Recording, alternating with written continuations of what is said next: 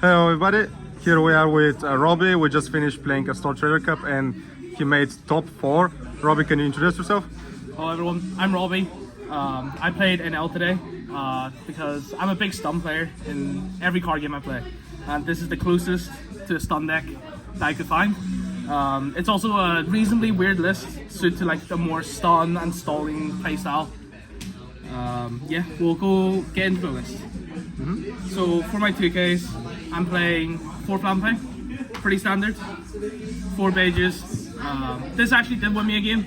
I got put in for 11, healed into a 0-cost event into a Bege. Shoutouts to Faz. He really like that. I'm playing 2 Hiyori and 2 Franky. I think Franky is the weakest 2K out of the standard 3, so I've cut it down to 2.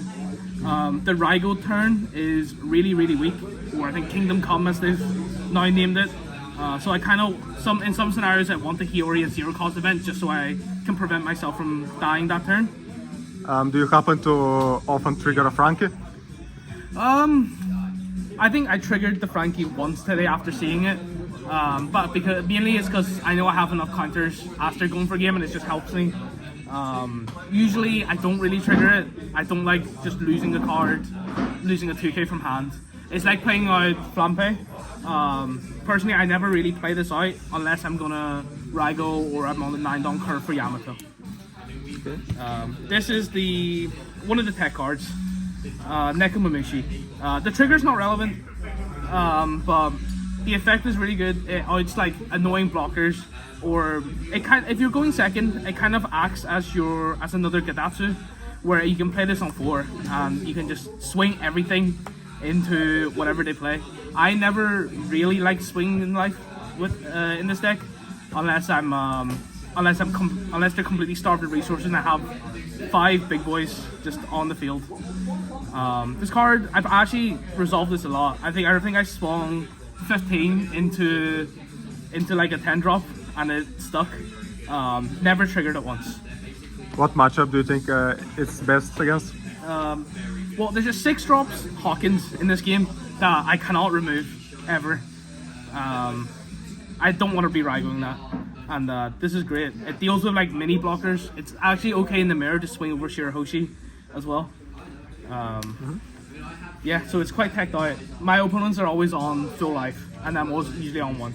So unless they run out of the cards, I'm never swinging. There's 4 Gedatsus. Nothing to be said about this card. You can't run less than 4. You stun your opponent out, pop all their shit. Yeah. 3 Luffys. This card the trigger never came up, surprisingly. If I could cut a card, this is probably the first one I will try to cut.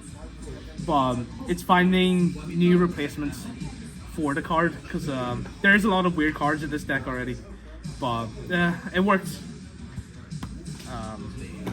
For Shirahoshi, this card is great. I hard play this all the time. If my opponent doesn't play something on 4, I will just hard drop this. If they want to dodge a Gedatsu, I get the cycle in my hand. This is one of those cards that once this is here, it's usually here forever now, because people don't go ahead and spend Dawn to remove it or anything. It feels really bad for Lucy to pop a Shirahoshi. And I can put in life whenever I want. This card's great. This is the actual best card of the deck, Lucy. If you don't know what it does, when attacking, you take the top card of your life for cost. You can rest up to 1 4-cost character, and then if you're at 1 or less life, you get to heal 1. This basically draws your card every single turn. If decks are trying to starve you, which is, I think it's very unusual to try to starve Enel for most decks. It takes your life.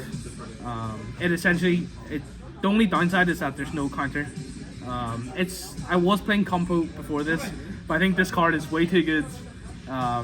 It fits my game plan perfectly of clearing their entire board every turn, starving them out, and just make sure that they have a bad time. For the high ends, very standard. 4 Katakuri, 4 Yamato, 4 10-cost Ace.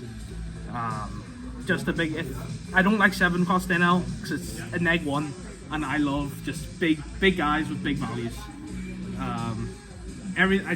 I don't like going neg 1 for Enel. You trash a life, it feels bad. If it's your last life, you're going neg 2 because of leader effect. If I play against Lucy, I'll just beat a better player. For events, 4-0 costs. The deck bricks without it. This in life is insane. I think I had one trigger, which is the one with Bege the entire time. Yeah, the guy got sacked by 2 triggers. Do you happen him. to put it a lot in life with Hiyori effect? Yeah, well, if I'm desperate, yes. Usually is Shirahoshi that gets stacked in. I'm not playing like Onami or Shirahoshi blocker or anything. I think those cards are just, they're crutches for the deck. You go neg 1. If you play the deck right, you shouldn't need them. It's bad for the mirror, but Lucy kind of does solve that a bit. You're like playing a game of resources, and I max out on Katakuris for the mirror as well. 4 Raigos. This card is great. Another reason why Lucy is great is that you're not losing cards from Raigo. It's 4 because I want to see it all the time. It outs everything. Like, the card's great. And then 2 Buzzcut Mochis. This is the weird one. I'm not playing it for the trigger effect. Can you tell us what it does? So if my life is lower, which it usually is because I'm never hitting my opponent, I get to pop a character with 4 or less. It was good against LoL, but because we were playing the format supposedly without LoL, I thought about cutting it. But it's good. It's still good against like Bonnie. It's still good against Black. Like it pops Lucy. It pops Rebecca. The searchers are really annoying late game for green, and you can actually get rid of those as well. Yeah. Can you run us through your matchups today? Who you played against? I think round 1, I think I played against Reiju. He opened Porsche ETG game 1. Like, he opened great, but Buzzcut Mochi solved my problems, and then I just kept Katakuring the ETG into life. And then round 2, I think I played against Blue Boa, which was, yeah, that's the guy that got sacked by my 0 cost in the Bege. The deck is, having to play around pudding, it kind of sucks. But Lucy also helps with getting pudding because you're drawing an extra card every turn, and then you can play it on your 7th on turn or your 8th on turn, so they don't pudding you on those turns. So you're guaranteed to be able to play a big guy next turn. And then round 3 and 4, I played against 2 Bonnies, which I think is Enel's worst matchup. That matchup feels unwinnable if the Bonnie knows what they were doing. With the Rosinante's 8-drop in instead of Kid, it's definitely weird. It makes your Katakuri's less good. But I do always choose to start Bonnie. It's a game of resources. Whoever has the bigger hand usually just wins. The board doesn't matter that much. But Mochi Buzzcut is great. Lucy is great for resting Rosinantes, for resting the 5-drop blockers and all that stuff. It trades 2 for 1 and you draw a card. It's great. Okay, finally, do you have any shoutouts for someone? Yeah, shoutouts to Kev and Tokyo Toys. I think you can see it back there for running an amazing event. Organized great. Shoutouts to Chris for manning the camera for once. Actually, shoutouts to Jamie who originally gave me this idea. But I don't think he's playing it. I think he was trolling with the idea, but this card it's actually amazing. And yeah, I think that's it.